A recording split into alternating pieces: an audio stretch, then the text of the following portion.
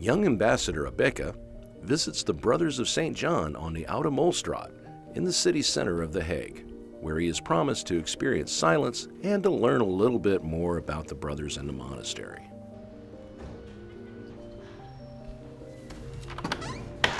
Hello. Hello, good morning. How are you? I'm fine, thank you. Are you Abeka? Yeah, you must be Father Thomas. Yes, I'm Father Thomas. Oh, what a Welcome. pleasure. Thank you very much. Before we get in, I want to show you something on the street here. There are two big tiles that show some of the history.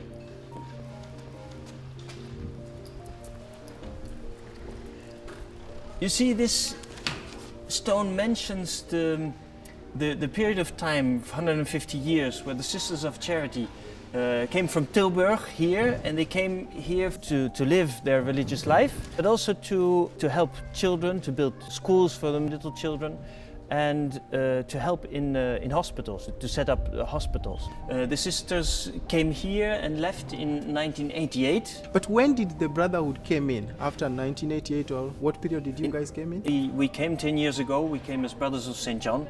We are now 6 brothers, and they were 80 sisters. So it changed a bit, but still the tradition is continuing. So this stone mentions the fact that there was a hidden church here. There was this period of time where the Catholics had to hide, and there was one of the hidden churches was here.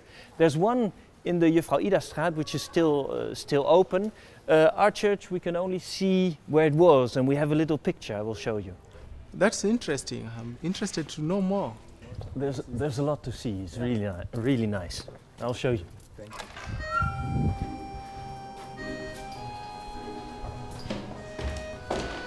Oh, by the way, always when I show people the place where we are going to see, the chapel, I always ask them to be silent. So we keep silent from now on.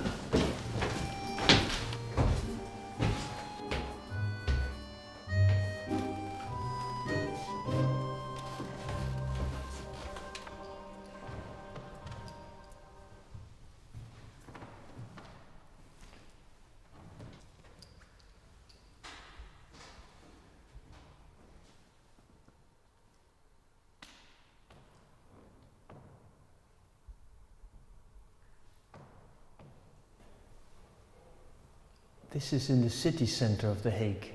Total silence.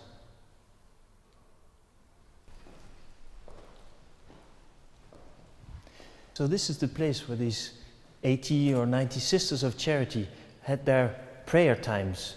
What is the significance of silence to the prayers?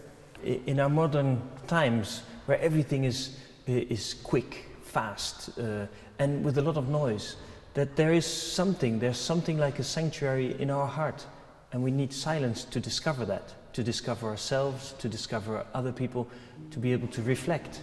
When there's too much noise, we cannot think anymore.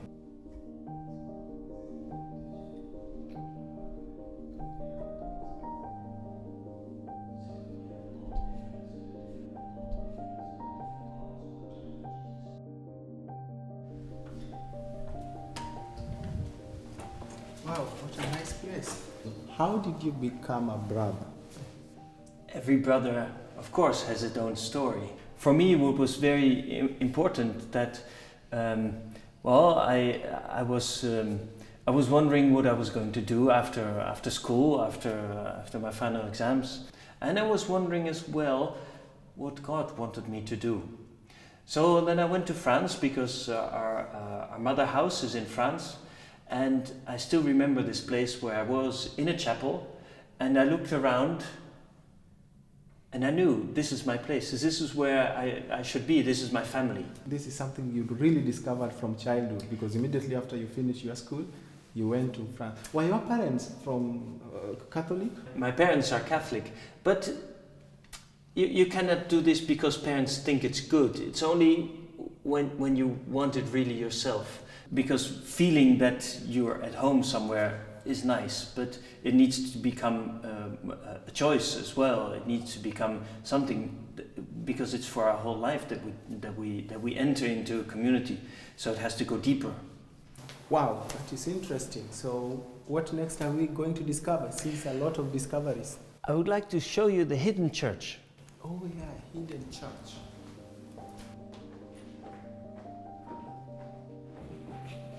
So this is the place I already mentioned. It's the place of the hidden church.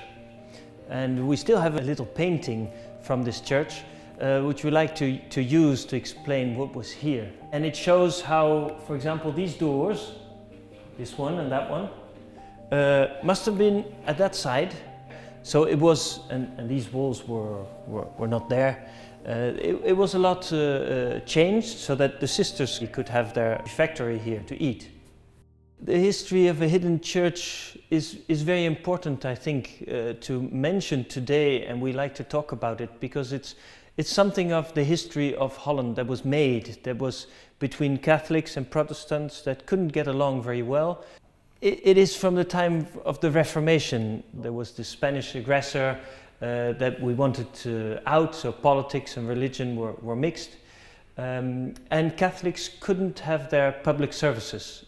And during centuries we had this, you can say this inner fight for tolerance. And I think it's very important to memorize it, that we weren't always that tolerant as we are now.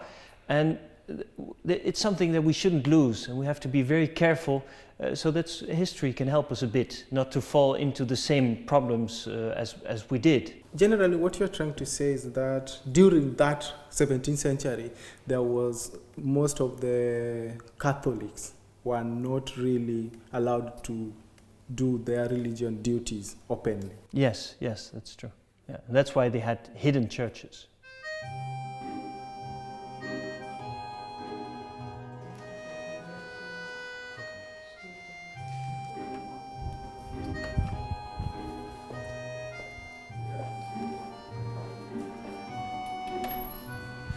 So this is our monastic store. Hello, Angela. Hello, Thomas. Hello. So we have all sorts of things in the shop, and for example, this is what we make ourselves. We have our beer, Haagse Broeder, which is a brother of the Hague. Yeah, and the word Haagse, it has a great meaning here. Haagse means from the Hague, so, and we write it with SCH, which is a bit chic. On the bottle we put kloosterbier drink je met broeders, which means beer from the monastery, you drink it with brothers. What we like is that people share this beer. That's why it's in a big bottle, not in a little bottle. A big bottle, you have to share it, you can't drink it all alone. Yeah, thank you very much. It was really an eye-opener. The tour, the experience, and even touring the shop. Mm-hmm. Well, you're very welcome. I was happy to show you around. We do like to have an open door for everyone who wants to come in this shop. Oh, by the way, just next door, there's a little chapel. People come there from 7 in the morning to 7 in the evening. A lot of people just come there for silence and to light a little candle. A learning experience for me, and I will enjoy the beer too. Oh, good. Along with my brothers. Good. Goodbye. Thank you. Thanks for watching Diplomat TV. For any feedback, ideas, or suggestions about our program, please email us at contact@diplomattv.com.